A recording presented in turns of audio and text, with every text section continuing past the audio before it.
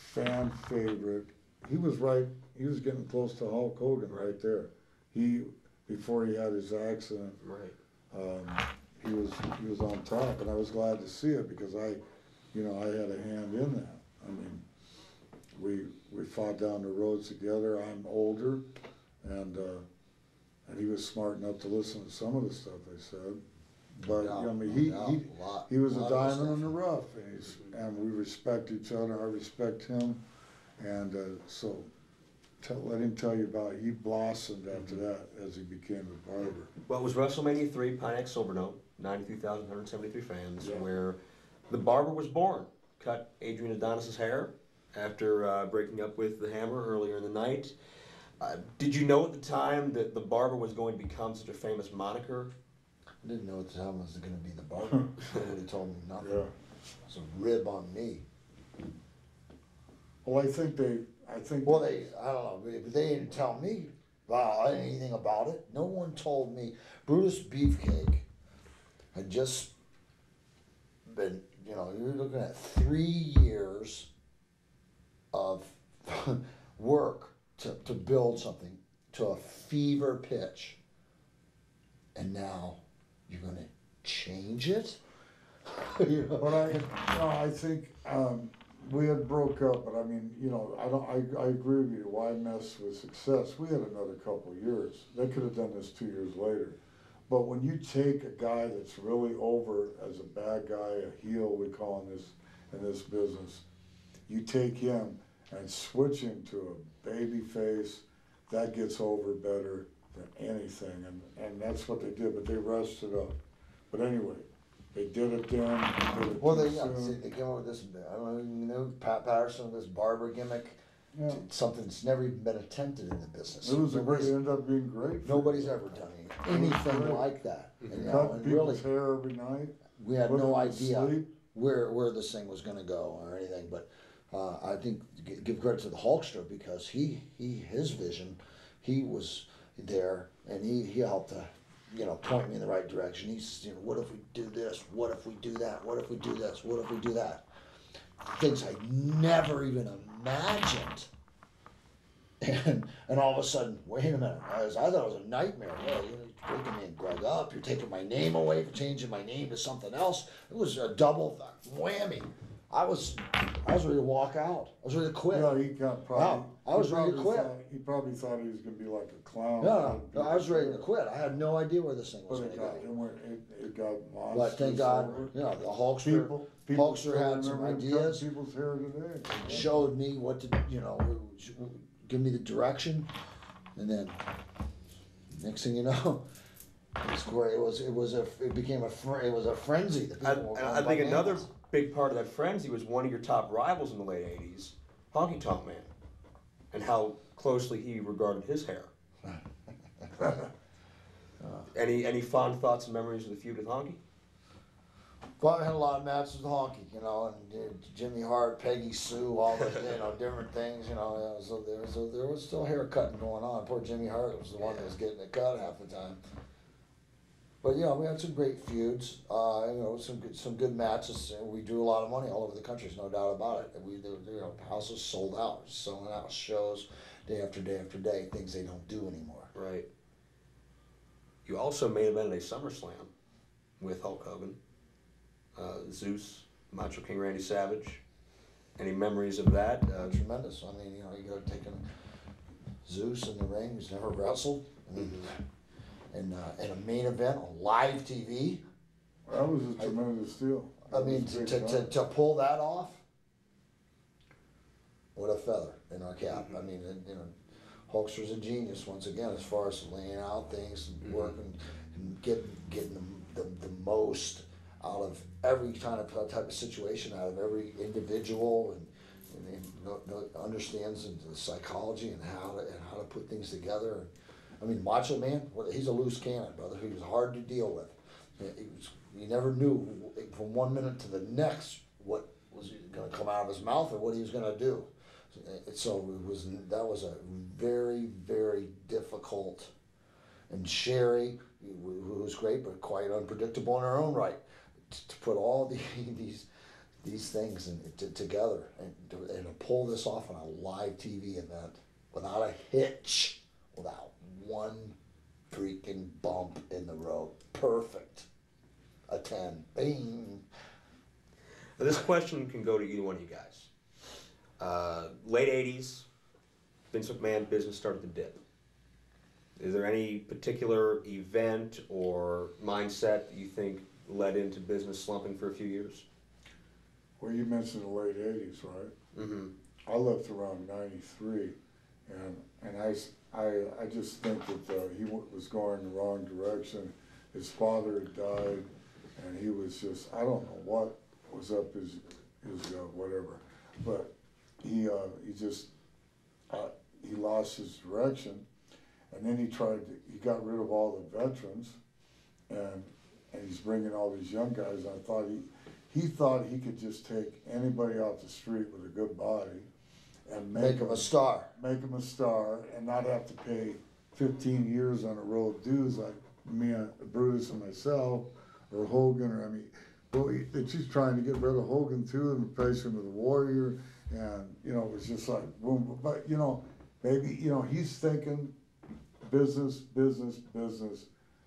but he didn't think the right business, because why, we were talking about earlier today in the car, if it's not broke, why try to fix it, did I say that right?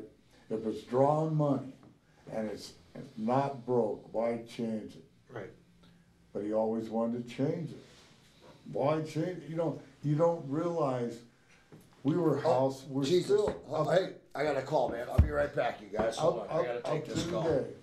Up to this day, the household words that were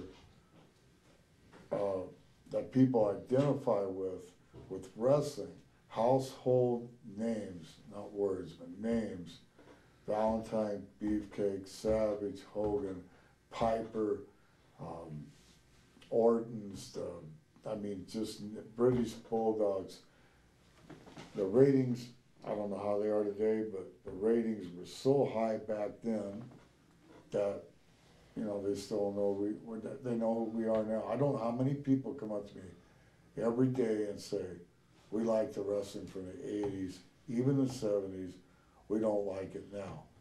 But I understand maybe they're just saying that because I'm there, but I don't think so. I would like to say something good about the wrestling now. I think the guys are more athletic every generation. They're more athletic than I was, being able to, do all these wild moves. But you don't have to do that in this business. So. Well, sorry, that was the Hulkster, man. He's tell you hello. He's Australia sales in Australia tour going crazy. These things are getting insane. All right. Well, I do want to touch on before we go. You're running WCW, variety of characters: the Butcher, Zodiac, the Disciple with Hulk in the NWO. Take us back very quickly. What was it like in WCW? How was it different from WWF? Better or worse? Well, I couldn't use Bruce Beefcake, so it was a disaster. So that's why we had to do this guy, that guy, this guy, that guy. They weren't very organized. They didn't, Hulkster wasn't really running the show. He was helping and just, so they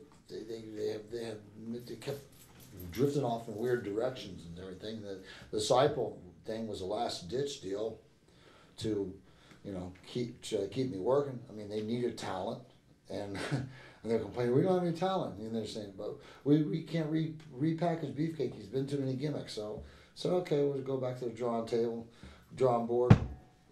Left for 2 months, come back, walked in the office, the Disciple, nobody in the place recognized me. Had no idea. So no, I guess Brutus can be repackaged one more time, again and again. Did you have hair extensions back then? No. Your hair was all your real hair that long. Yep, grew the beard out, ZZ Top. Grew the ZZ Top beard out. Dropped 50 pounds and shredded up. Yeah, that was a great gimmick. You look great. And nobody had a clue it was me. And so we proved them wrong once again, and then they dropped the ball. They brought this Warrior thing in. That was a disaster. He didn't sign. They married me to Warrior, but he hadn't signed a deal. Next thing you know, he walks out. And it leaves me, Warrior, in limbo again. And they did, you know, yeah. Well, moving up to present day, I know you still got a lot on your plate. You're still very busy every weekend. What's in your future? I understand Australia's coming up. Well, we got to tour Australia. Got a bunch of reality shows we're working on. As Greg knows, there's a couple things he might be involved in too. You know, and he's probably going to be touring world tours with us. We got to put some stuff coming up that's going to be going all over the place, not just Australia. It's going to be the Band of Brothers. Yeah, a Band of Brothers. That's right. Hitting, and then eventually, we're hoping to bring it back to the United States. You know, and so it'll be something to talk about. Well, there's never been a bigger name in wrestling than Hogan. Everybody knows that. He's the Elvis Presley of wrestling, and all of us are lucky enough to be on his train, because we were on his train to begin with in '85 from WrestleMania 1, and he trusts all of us, and we're all that main talent, and we'll add some other guys, but we could go on tour as Hulk Hogan and his friends, and the people, when we hit the States with this, it'll be big time. It'll be great. Good for wrestling, and an alternative. Good for the fans too. You know, Yeah, it's going to be a lot more fan friendly. From WWE. You know, give the fans a chance to And let me say meet something about the your guys. show. I love your guys' show. I was watching the graphics and everything, and all the scenes the bumpers that you put before you go into the wrestling matches, and this is a top independent, and I really like your TV show. Yeah, well, I'm starving to Pro death. Wrestling We got to Ohio. get out of here, man. One final question, Brutus. All right, one more question. How would you like to be remembered to all your fans and peers? How would I want to be remembered? Yeah.